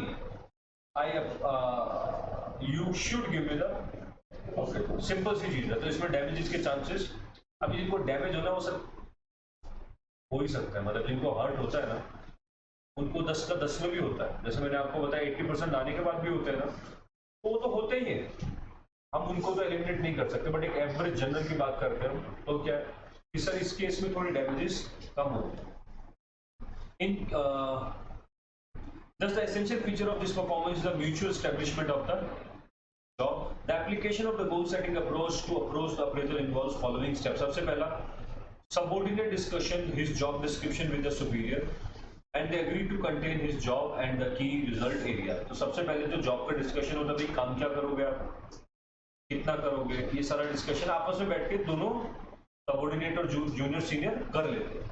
Subordinate prepares a list of reasonable objective for coming period of 6 to 12 months, and he sits with the superior to discuss these targets and plan and final set his workout. Target set कर लेते हैं दोनों मिलकर ना। Then checkpoints are established for evaluation. फिर वो ये कहते हैं कि किस चीज पे evaluate करेंगे। आपने कहा कि सर 10 की 10 बना दी, तो आप मुझे कितना अप्रेज करो, करते ना मम्मी पापा के साथ। 90 आ गए तो मोबाइल, 80 आए तो छोटा मोबाइल, ठीक है, 100 आ गए तो गाड़ी। ये क्या कर रहे हो बेसिकली, आप अपनी परफॉर्मेंस सेट के बाद रिवॉर्ड उसके अकॉर्डिंग। तो लास्ट पॉइंट क्या है, check points establish for evaluation and the ways of measuring progress etcetera. किस तरीके से करेंगे। The superior and the subordinate meets at the end of the period and then वो आपस में एक दूसरे के टारगेट्स जो गिवन होते हैं और उनको मिलके डिस्कस कर रहे हैं। तो इसमें कोई जजमेंट या पर्सनल बायसनेस एक्सेट्रा आ सकती है सुपीरियर की, क्यों? सर पता है किसको क्या करना है, मुझे आप बहुत गंदे लगते हो बट फिर भी आप अच्छे मार्क्स ले, तो मुझे मजबूरन बोलना पड़ेगा that the rank 1 is with that. चाहे मुझे कोई भी स्टूडेंट या कोई भी मेरा एम्प्लॉय कितना भी गंदा लगता है, बट अगर उसने अच्छा काम कर दिया गिवन टारगेट, तो मुझे मजबूरन क्या करना पड़ेगा, you are a very nice star performance of my organization, बोलना पड़ेगा। चाहे आपने बिल्कुल चापलूसी नहीं दी और 10 मिनट पहले हमारी लड़ाइयां हुई, आप बहुत अच्छे हो और आपने बहुत अच्छा काम किया है और आपने you are a star performance organization, करना पड़ता है, तो ऑफकोर्स करना पड़ेगा, राइट? ओके।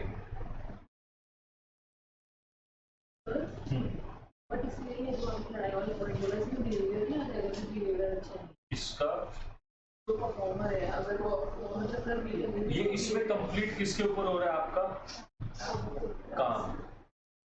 स्टेप्स लिखे ना, इसमें क्या लिखा है, आप पहले अपनी जॉब डिस्कस करते हो बैठ के, मिलके अपना बैठ के प्लान डिस्कस करते हैं, कितना कितना कितना किस दिन हो जाएगा, बात खत्म। उस दिन मैंने कर दिया तो मुझे इतने पैसे देते ना, बात खत्म। मैं तुम कौन मैं कौन मैं नहीं जानता। आजकल यही हालात है, कोई वो सर जी हाथ जोड़ना पैर जोड़ना ऑफिस में जाके सीनियर को या ऐसा कुछ नहीं करते थे, नाम से सीधा बुलाते हैं।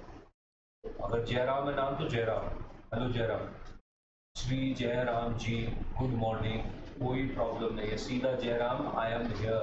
चाहे वो आप 60 साल के और आप 25 साल के हो, यही होता है, हाउ आर यू जयराम, बात खत्म।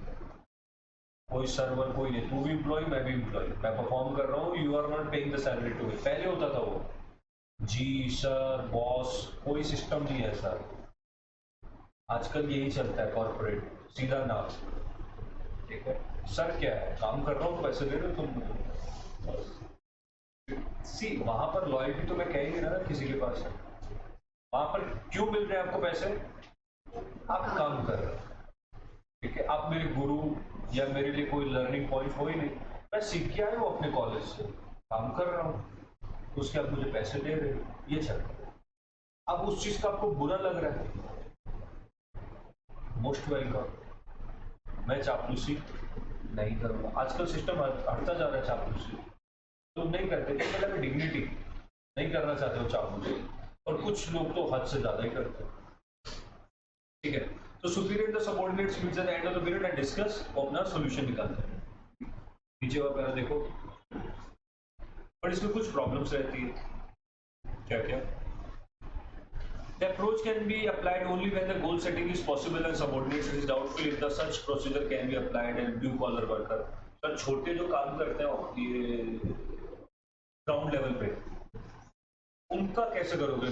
कौन रिक्शा टाइम पे लाया, किसने माल कितना लोड किया, किसने कितनी कीलें ठोकी, समझ आ रहा है? बहुत छोटे काम, उसमें ही गोल सेटिंग अप्रोच काम. The approach is not easy to administer. Quality कैसे एडमिनिस्टर करोगे? उसने 10 यूनिट तो बना दी, कस्टमर के पास जाके खराब हो गया, उसका कौन चेक करेगा? तो क्वालिटी एडमिनिस्टर नहीं हो सकती. And it involves considerable time and क्योंकि सबसे ज्यादा समय किसमें वेस्ट होता है? प्लान सेट करो पहले बैठ के, उतने में तो 2-3 यूनिट बना लेते आप. जो ऊपर स्टेप्स नहीं थे, तुम बैठो मैं बैठूंगा, पॉलिसी बनाएंगे, प्लान बनाएंगे, उसमें समय वक्त तो ज़ाया हो रहा है. And this approach mainly emphasizes counseling, training, and development. It is argued that the critical evaluation modification incompatible है, but in practice it is not possible to forego the critical aspect of performance. कई बार critical aspects भी होते हैं. Critical मतलब कुछ ऐसे environment में भी आपको काम करना पड़ता है, शायद 10 की जगह आपको 8 यूनिट बनी, और सर आपने बिना बिजली की सहायता के हाथों से बना दी, और एक आदमी ने विद एड ऑफ पावर 10 बनाई. आपको मुझे लगता है ज्यादा अच्छा रिवॉर्ड मिलना चाहिए, क्योंकि आपने क्रिटिकल सिचुएशन में काम कम किया बट क्रिटिकल किया, बट उसमें वो चीज, उसमें तो आपने टारगेट नहीं लिया, बेटर आपसे दूसरा है.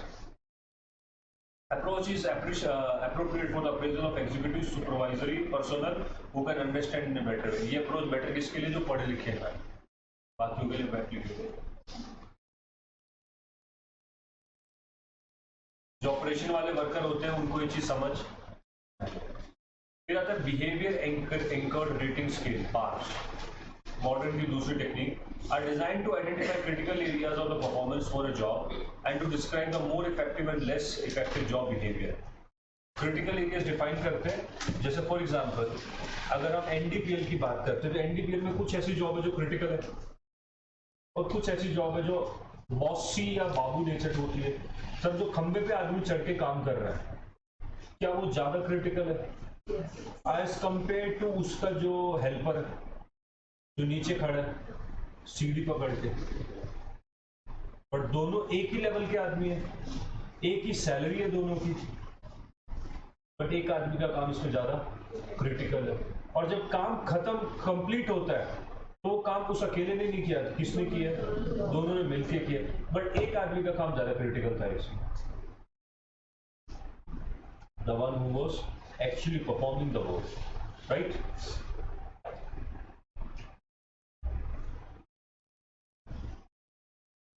Are designed to identify the critical areas of performance for the job and describe the more effective and less effective job behavior for getting results.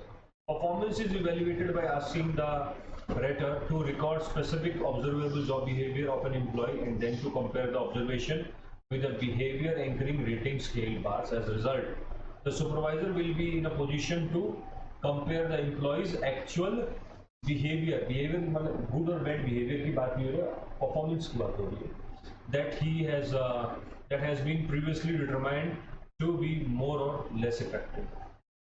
Proponents of the bars claims many advantages of this approach. They argue that such a system differentiates among the behavior performance. Of course, बार से क्या है, critical jobs को ज़्यादा अच्छा मिल रहा है,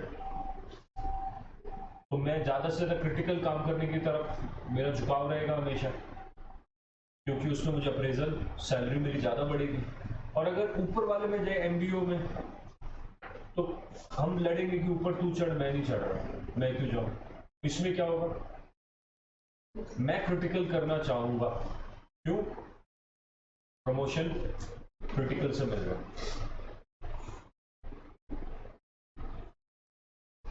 They argue that such a system differentiates among behavior, performance, and results, and consequently is able to provide basis for setting development goals for the employees.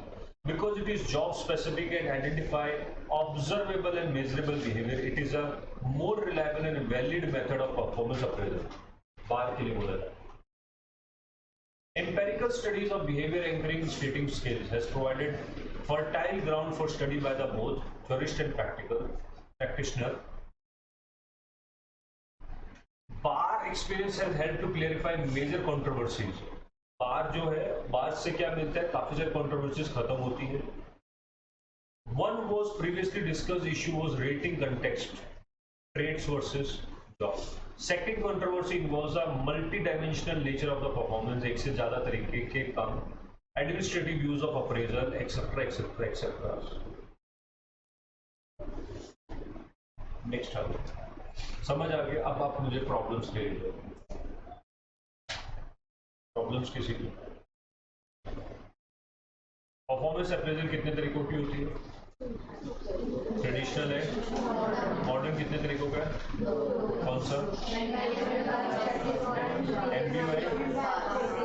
MBO क्या होता है? You sit with your senior and you decide certain goals, policies, etc. End of the day, if you are being evaluated on the basis of the goals so set and goals so achieved.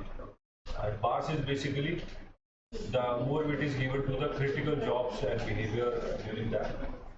Your evaluation is on the basis of traditional में क्या होता है, कौन से method होते हैं?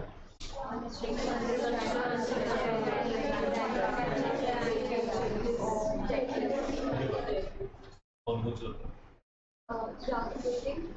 Checklist, unstructured performance appraisal,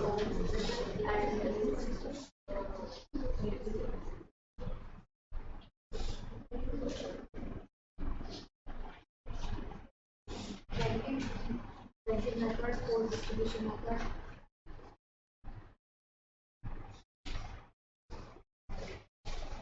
unstructured ranking checklist, and the distribution of position.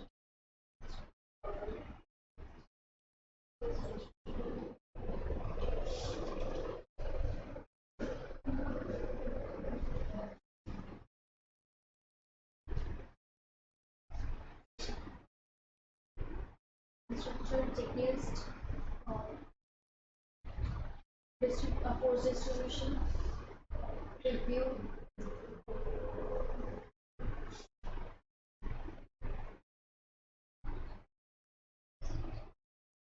और last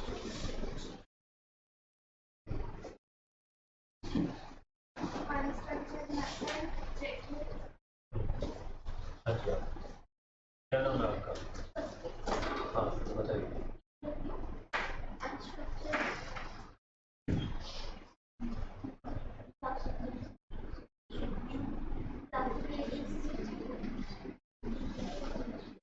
सबसे फर्स्ट क्या था? अनस्ट्रक्चर्ड।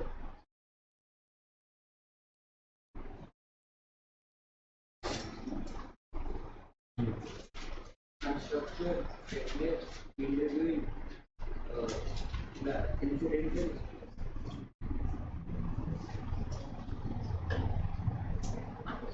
practical. चार से आगे नहीं बढ़ पा रहे।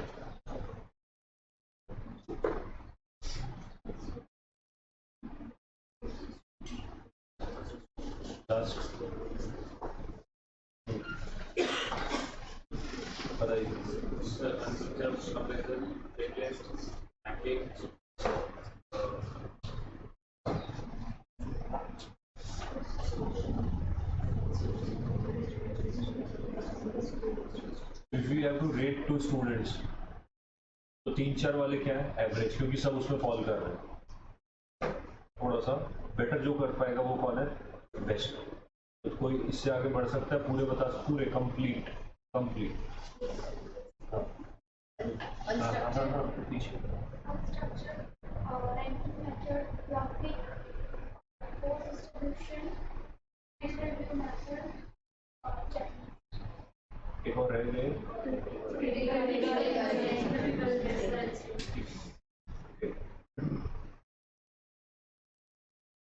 चलिए नेक्स्ट है आपको human resource plan. So this was जो 3 क्वेश्चन तो बड़े important, very important from this chapter was. एक तो अभी आपने अप्रेजल वाला सीखा, 2 तरीके, एक था आपका और ट्रेनिंग के तरीके, है ना, एक था आपका सोर्सेज ऑफ हायरिंग के तरीके, external, internal, on the job, of the job, और ये क्या था आपका परफॉर्मेंस अप्रेजल। कितने तरीकों की है, कौन सी ट्रेडिशन, कौन से structure appraisal, graphic, rating, checklist, critical incident method and review method.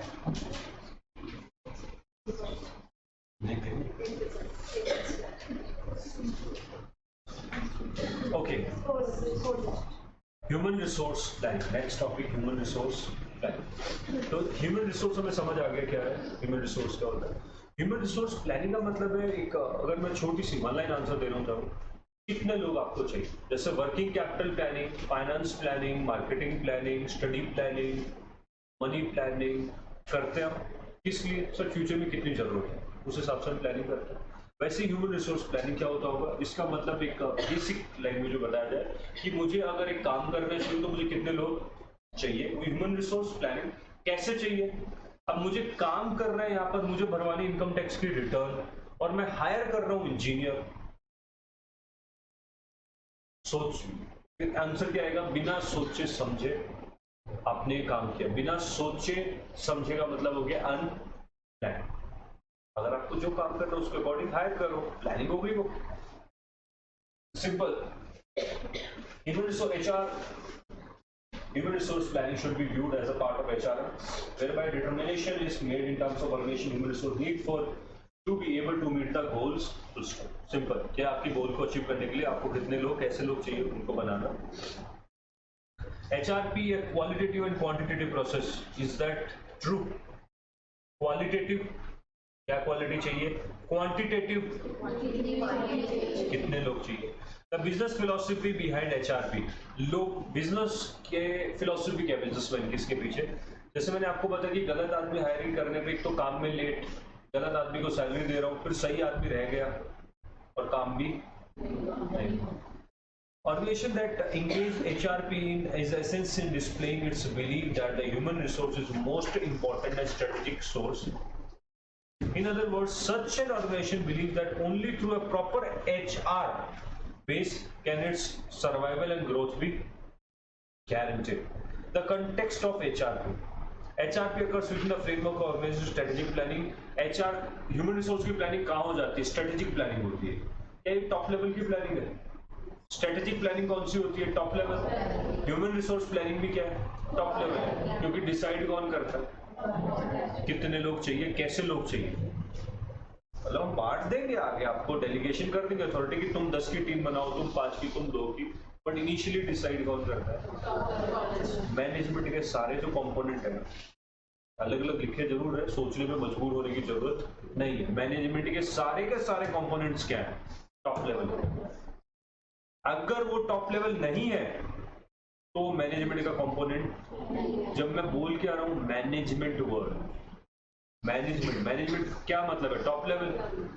HRM is a part of management and top level, तो जब है ही उसका पार्ट, तो ऑब्वियसली बात नहीं कौन सी प्लानिंग है, top level planning, that is strategic. तो इसमें आपको एग्जाम में सोचने की जरूरत नहीं है, रीजन बताया मैंने क्यों ये टॉप लेवल है, स्ट्रेटेजिक है, because it is a management planning. Strategic planning is determine the overall organization goal, objective and how they will be achieved. HR is itself strategic process in organization. Is that so? Sir, HR के strategic function है,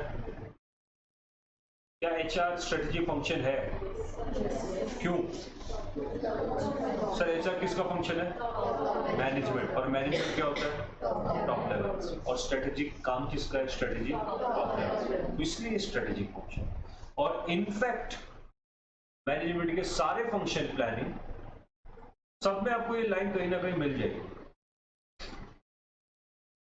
process of human resource management, तो सबसे पहला क्या होता है, human resource, सबसे पहला मैनेजमेंट का काम, हमेशा कोई भी फंक्शन उठा लो, पहला काम गोल, सबसे पहला तो प्लान किसके लिए, क्या करना है, पहले गोल तो बनाओ,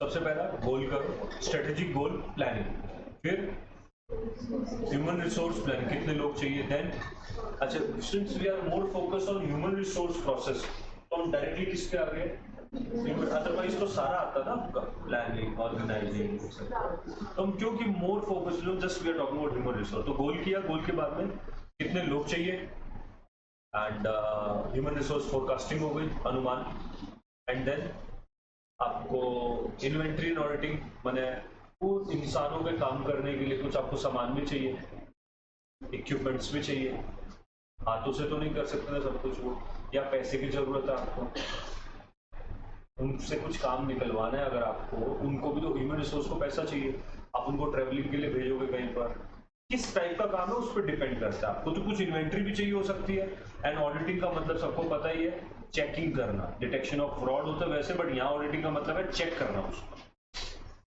and then appropriate human resource plan बनाना, वो कितने, सबसे पहला एप्रोप्रिएट ह्यूमन रिसोर्स प्लान कितने पार्ट में डिवाइडेड है, 4। सबसे पहला क्या कहता है, मतलब अगर डिमांड और सप्लाई दोनों इक्वल है तो कोई एक्शन लेने की जरूरत, आप खुद बताओ, अगर सप्लाई ज्यादा डिमांड कम, क्या करना चाहिए, बाहर निकाले, सप्लाई कम डिमांड ज्यादा होता है ना, तो 4 प्लानिंग, सप्लाई और डिमांड इक्वल, सरप्लस ज्यादा है हमारे पास, बी कॉन्फिडेंट लाउड, अगर हमारे पास सप्लाई और डिमांड इक्वल है, अगर सरप्लस है मतलब निकालना पड़ेगा, अगर हमारे पास शॉर्टेज ऑफ वर्कर है, हायरिंग और हायर करने पड़ेंगे, क्वालिटी शॉर्टफॉल है, तो बहुत सारे तरीके हैं, बट यहां पर क्या है, अपने एम्प्लॉइज को ट्रेन करो, अदरवाइज तो जो ट्रेडिशनल मेथड क्या है, अगर ट्रेनिंग नहीं है आपके पास तो पुरानों को निकालो और ट्रेंड को लो, रादर देन, यहाँ पर क्या बोला अभी, क्योंकि ह्यूमन रिसोर्स मैनेजमेंट वर्ड है, उनको मैनेज करना है, हरेसमेंट नहीं करना। आपको मैनेज करने का मतलब क्या है, ट्रेन करना। What's the training part of human resource management, last class training was part of that और नॉट, कि ट्रेन करना, हायर करना, डेवलप, ट्रेन, फिर काम करवाना। तो मैंने आपको बताया था कि ट्रेनिंग से एफिशिएंसी बढ़ जाती है और शॉर्ट रन में आपको ज्यादा एफिशिएंट रिजल्ट मिलते हैं। एक मेथड था उसका मेंटरिंग, याद होगा आपको, मेंटर, ठीक है। So what is HR forecasting, human resource forecasting क्या होता है,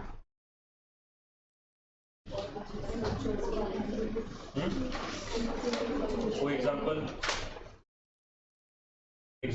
ह्यूमन रिसोर्स फोरकास्टिंग क्या चीज है,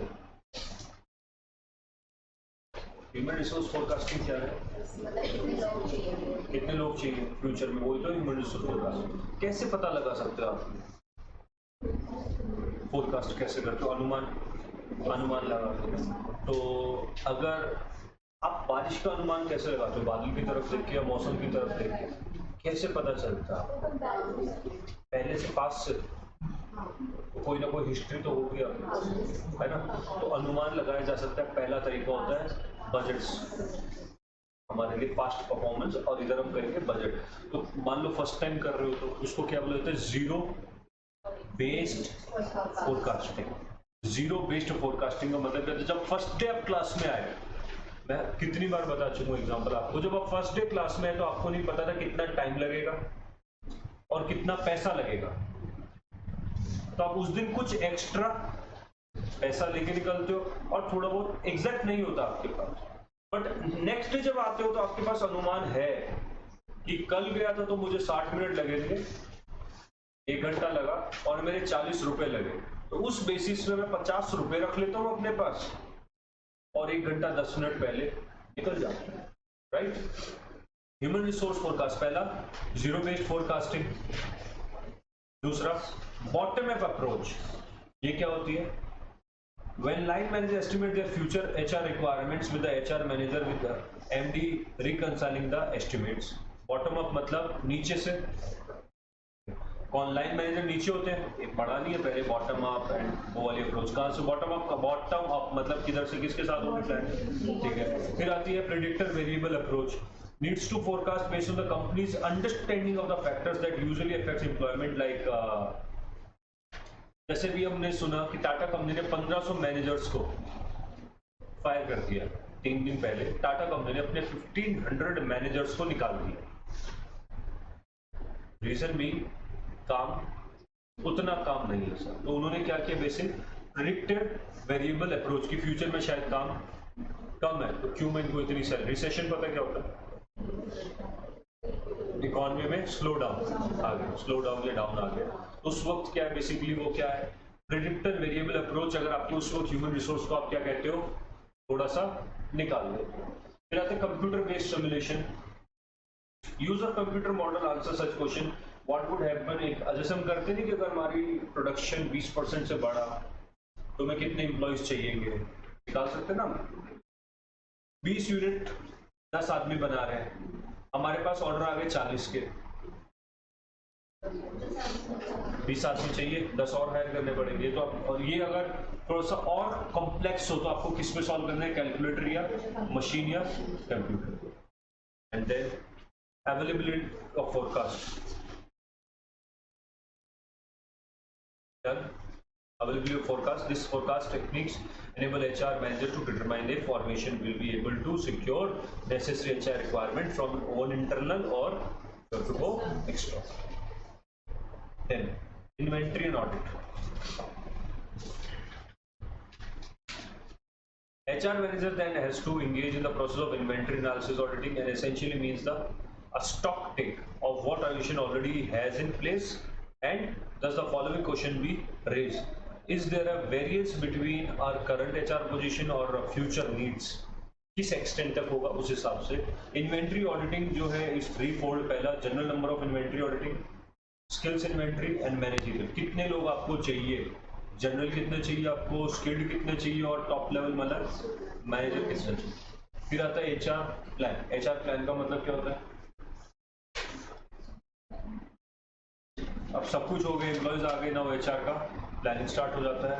HR की प्लानिंग कौन कौन सी थी आपकी, HR की प्लानिंग शॉर्टफॉल है तो 4 प्लानिंग थी ना HR की, क्या क्या था, शॉर्टफॉल, अगर आपके पास एम्प्लॉइज कम है तो ज्यादा है करो, ज्यादा है तो बराबर है तो, और क्वालिटी वाले कम है तो, ये थी HR की प्लानिंग।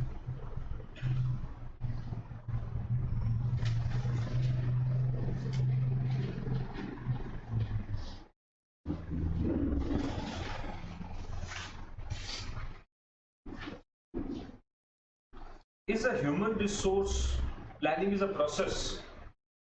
क्या ह्यूमन रिसोर्स की प्लानिंग करना भी एक प्रोसेस होता है? हाँ, एक प्रोसेस है। Given that condition organization external internal environment can change abruptly, this implies that HRP should also be continuous process. एक बार हायर कर लिए, बाद में जिंदगी में जरूरत नहीं पड़ेगी।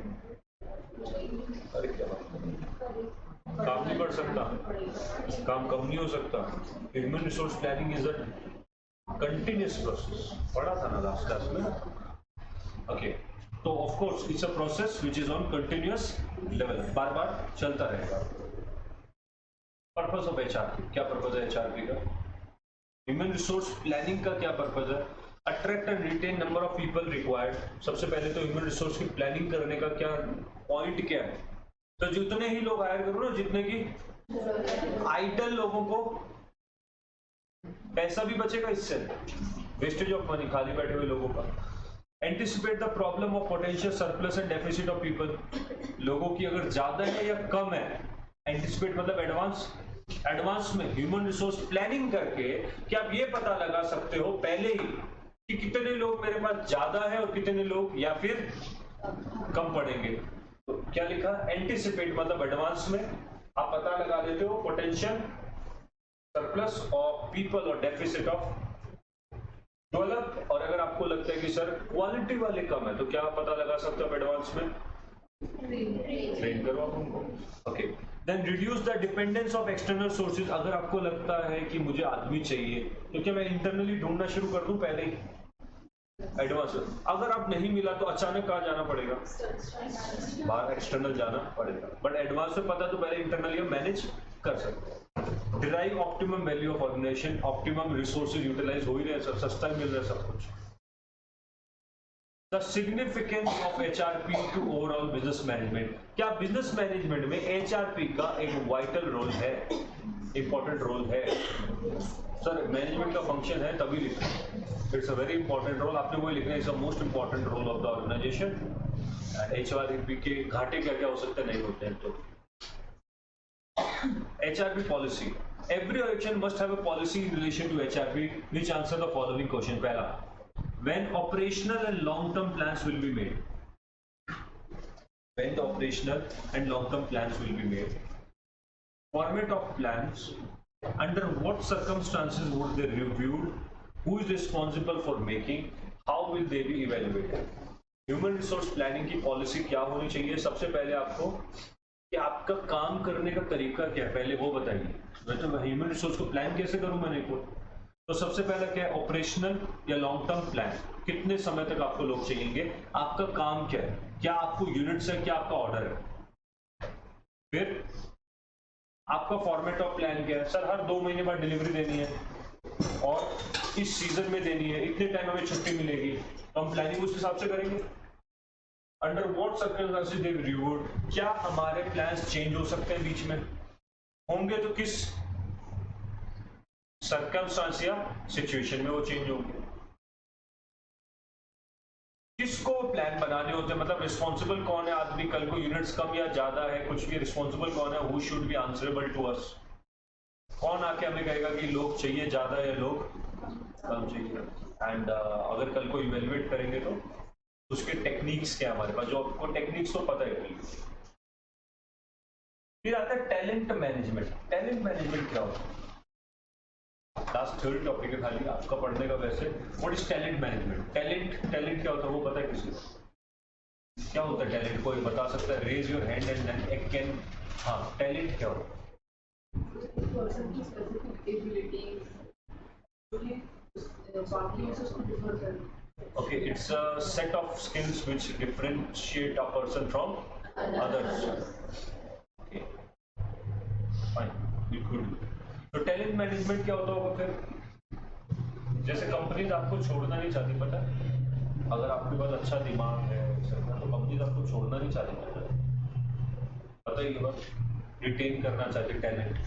तो वो क्या होता है टैलेंट मैनेजमेंट, क्यों नहीं छोड़ना चाहती, सर आप काम आओगे कंपनी में, कैसे आपको रिवॉर्ड, अवार्ड, प्रमोशन से सैलरी बढ़ा के, ये क्या हो रहा है बेसिकली टैलेंट मैनेजमेंट हो रहा है। Talent management is action taken by the organization for the purpose of attracting, selecting, developing, retaining best employees in the most strategic roles. It recognizes people who excel at the particular activities and performance upon whom support offered to enable them to push the envelope while capturing the sharing what they do differentially so that colleagues can emulate them. Talent management aims at developing the right people in the right job at the right time. Read कर रहा है इसको, next आइए।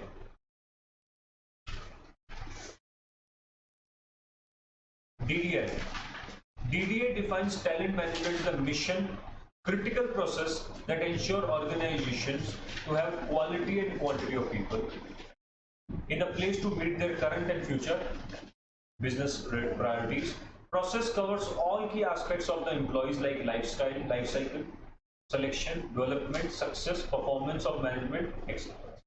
Key components of the highly effective talent management process are: पहला, clear understanding, दूसरा, identification of key gaps between the talent in the place, sound talent management plan designed to choose the target groups, talented groups, acquire, hiring, the promotion decision, connection of individual and team goals, development of talent, enhance performance in the current position, focus not just on the talent strategy but the element requires successful execution also, खाली talent ही नहीं चाहिए, उसको use भी करना है, and business impact and the workforce effectiveness during the implementation.